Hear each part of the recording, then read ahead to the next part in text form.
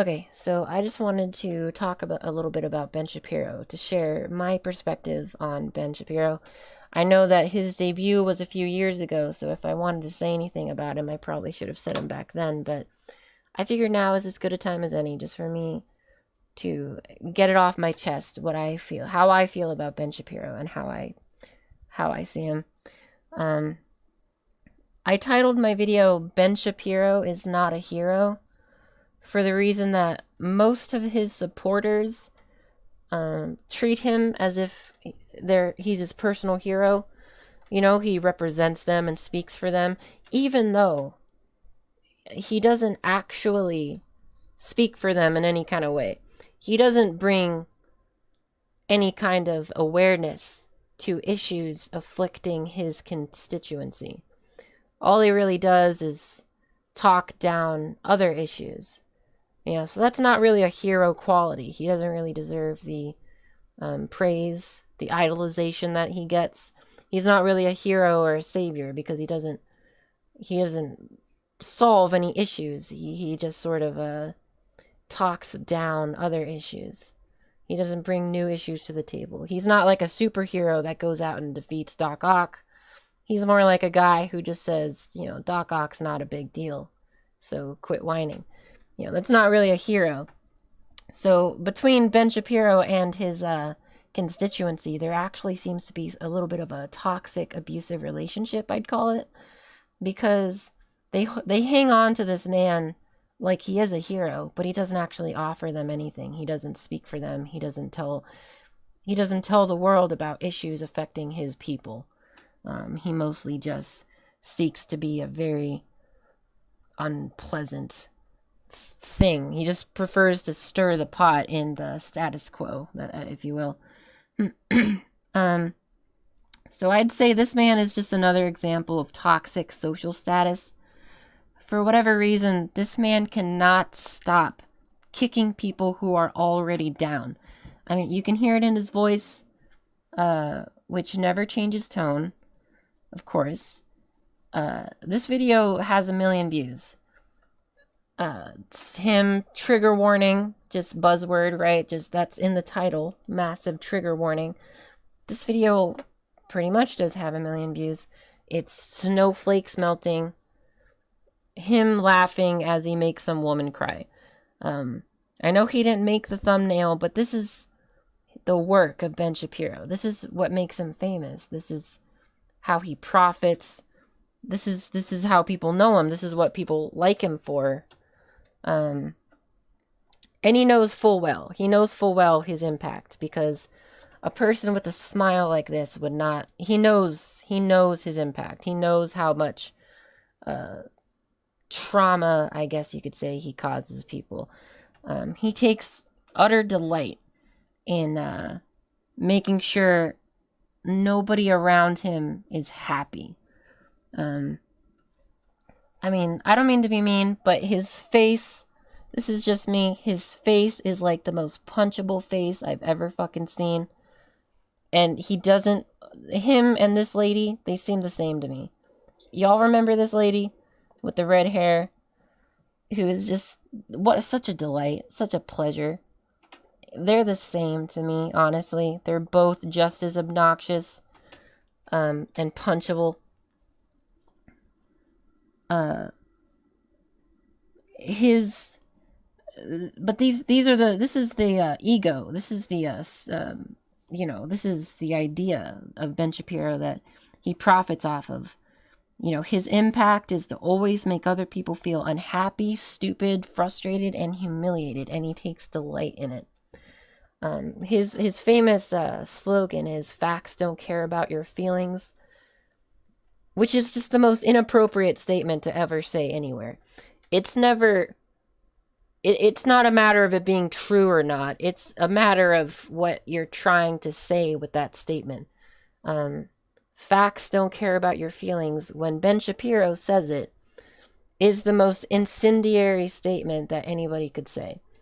The fact that he takes so much delight in humiliating people, making them feel stupid in front of everyone else, That's not promoting facts or truth. That's called vengeance.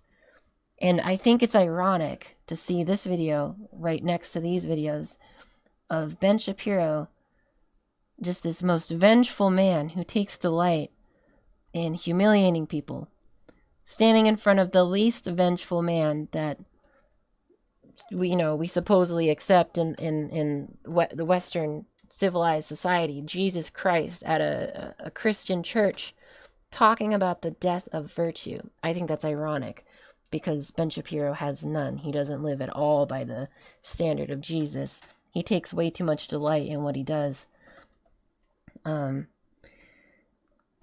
this video, there's the video with he throws out the sir with the trans woman. He just throws in a sir, completely aware that it would upset someone, because that's how he wins arguments. It's the only way he knows how to win arguments, because deep down, Ben Shapiro is such a sensitive, insecure person. It's the only way he knows how to win arguments, is making them look dumb, trying to make his opponent angry so that he can try to make them look stupid. He kind of plays a dirty game in that, right? He kind of came up during a period of self-hating people. He came up during this period of, conservatives who have a huge stick up their ass. Very obnoxious people. Steven Crowder, Milo, that Canadian guy with the beard from Rebel Media. They're all sort of the same. They're all sort of a manifestation of the same exact thing. Just very obnoxious people. And they made their come up. They all made their come up during a time a few years ago when it was cool to tell people how fat and ugly they were, as long as they were a feminist or a political enemy. It was okay. It was generally accepted, and it made you funny, and it made you cool and edgy to point out how fat and ugly a feminist was, because she was a feminist, so it didn't really matter. If a cancer patient was dying, Ben Shapiro, by his own standard, could say, you're gonna die, and then say facts don't care about your feelings. Well, obviously he's smiling and saying, he's laughing. So, no one can, anybody could see what his intentions are when he says what he says. The whole facts don't care about your feelings thing is sort of just a cover up. It's an excuse for him to be a shithead. In this video right here, he does it again. He can't seem to stop himself. He brings the same shitty attitude everywhere he goes. I'm not saying that he did or did not deserve to speak at DePaul University. For all I know, the man says, the security guard says that, the proper paperwork was not filed. So they just can't let him in a formal sense. For all I know, that could be true. But the way Ben Shapiro handled the situation, I think, speaks volumes about what kind of person he is and who he appeals to. Create a problem, and you will not, leave the campus. Yes. Okay, so just to be clear, if I attempt to enter that hall right there and sit down just to listen to somebody speak, or if I attempt to ask a question or to engage in free speech, you will have me arrested. At this point, yes, sir. Okay. And I'm glad that we've clarified that situation. I'm also glad that in a city, clearly you have great security. I'm glad in a city that has some 4,000 shootings to this date, you have 30 members of security just for a 5'9", 165 Jewish guy. This is maybe a mild... Okay, so obviously here, see, he smiles. He plays the crowd, tries to throw in a joke. Because that's what he lives for. He lives for the claps. He lives for the laughs. But what he really did here that was so important to me, and what I think speaks volumes about his method of getting what he wants, is he actually played the victim card here. I mean, he made it about something it had nothing to do with, which is his height. No, like Ben Shapiro, like Ben, you didn't have to talk crap about yourself. You didn't have to self-deprecate. But he'll throw anyone under the bus if it works. I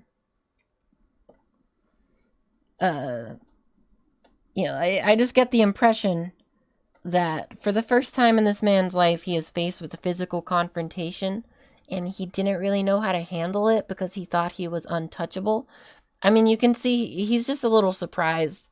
I feel that this video really made his blood boil. He just seems like such a special snowflake to be saying, well, I'm just a 5'9" Jewish guy. I'm harmless. But I'm a 5'9" Jewish guy. You could say it was a joke. You can say it was just a joke, and he was not truly upset. But no one asked for his height. No one asked for his height. So he supposed that information. No one asked for it, but he supposed it anyway. And just the smug look on his face and the shock that he had and the offended,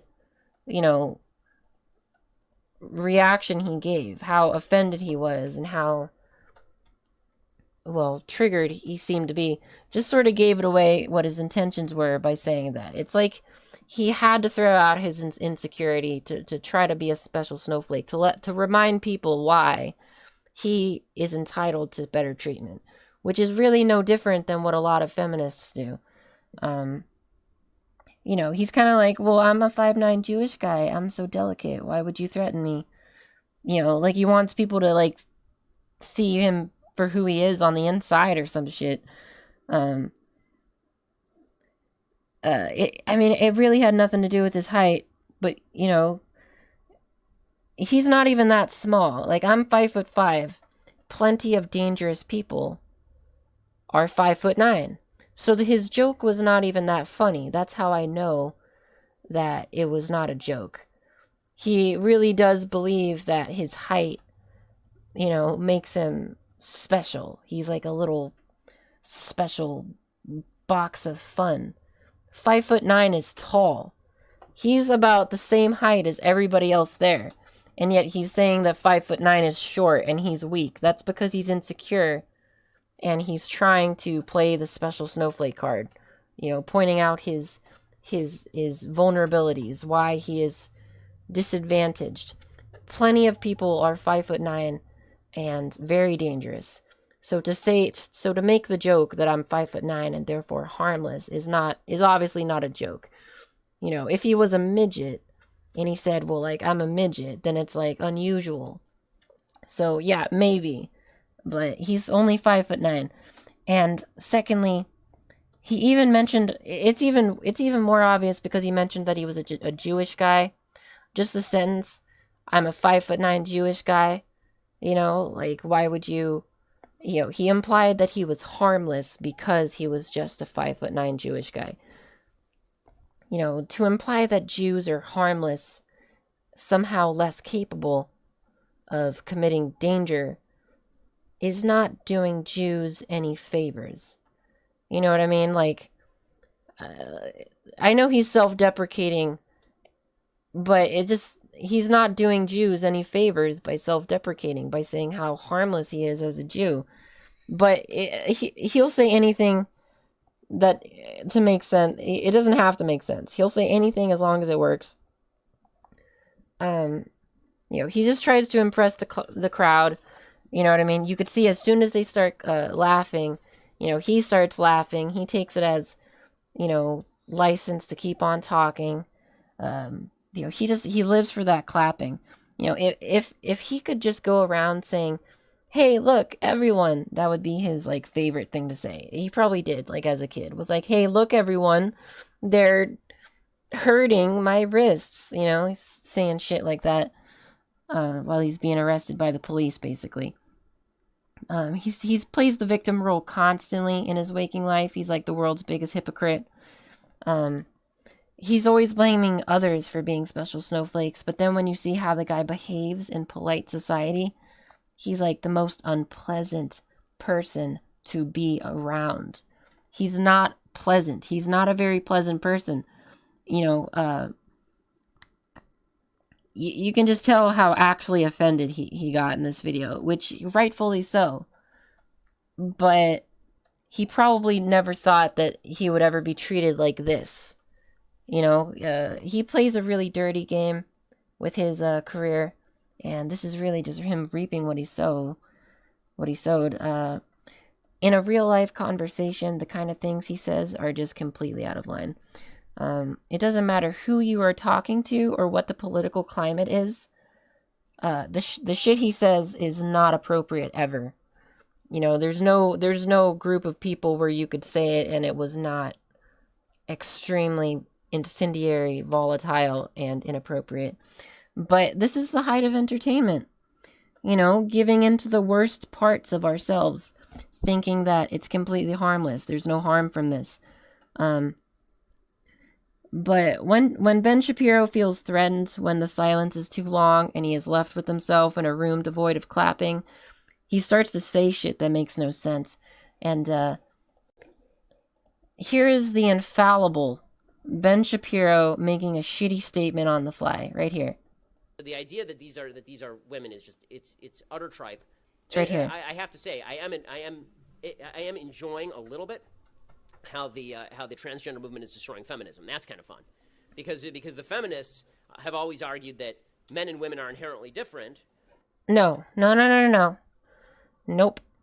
I'm not necessarily a feminist, but if he is saying that feminists always say that men and women are different, that's completely false. We should all know this by now. I think most people, when they heard this from Ben, they just let it slide because they knew he kind of didn't know what he was trying to say. But it's pretty obvious. The whole shtick about feminism is that men and women are mentally equal. They're not inherently different. You know, therefore they deserve equal pay. They deserve equal everything. They should be treated the same. You know, the exact same. You know, that's why some people say that, you know, feminists take it too far and they're really, you know, crazy, constantly supposing that they should be treated the same even when they're not. You know, like that's the idea behind feminazis. Feminazis, you know, feminazi is a term used to talk about feminists who go over the top with trying to equalize everything. So it's pretty obvious that he just slipped. He slipped there. That's not what feminists say. But you know, when he's on the fly and he feels the pressure of a crowd, he can fuck up. I can already tell you what point he was talking about. What he meant to say was that, you know, he was about to point out the hypocrisy between feminists supposing that men and women are mentally equal versus transgender people supposing that they are mentally different, which is why they identify as the opposite sex. You know, because feminists say gender does not exist. It's a social construct. But transgender people say gender does exist, and I am mentally this gender. So it doesn't make sense. You can either be born as one gender, like you can either be born as the wrong gender, or gender can be a social construct. That's what he meant to say. But, you know, here he is, you know, the perfect King Ben Shapiro, completely infallible, wins every argument. He slips up himself. So his arguing tactics are really shallow and shitty. He doesn't really bring anything of you know, content to the table. You know, but here he is, the king of never being wrong, the king that, you know, he's just never wrong. The man with blood pressure high enough that he is said to be descended from Old Faithful herself. I mean, nobody should ever aspire to be like this man. This man presents no good qualities to the world, and there's no reason that he's as popular as he is. I mean, there's a reason he's not talked about anymore, because people can only listen to him vent for so long. It's not that this man can't change. He has plenty of potential, I'm sure, but the kind of people that love Ben Shapiro, they're sort of caught in all the wrong things. I mean, Ben Shapiro does no favors for his own constituency. I think that Ben Shapiro's supporters, they deserve a better idol who can lead them to something other than a pit of anger and misery like he is in. Just constant stress, trying to fix a complex that he appears to have, always throwing somebody under the bus, always playing a dirty tactic in an argument. And in real life, he's not a pleasant person. He's not actually good at arguing, because he's not a good debater, because his tactics have no substance, and he has no substance as a person. He's just a false idol.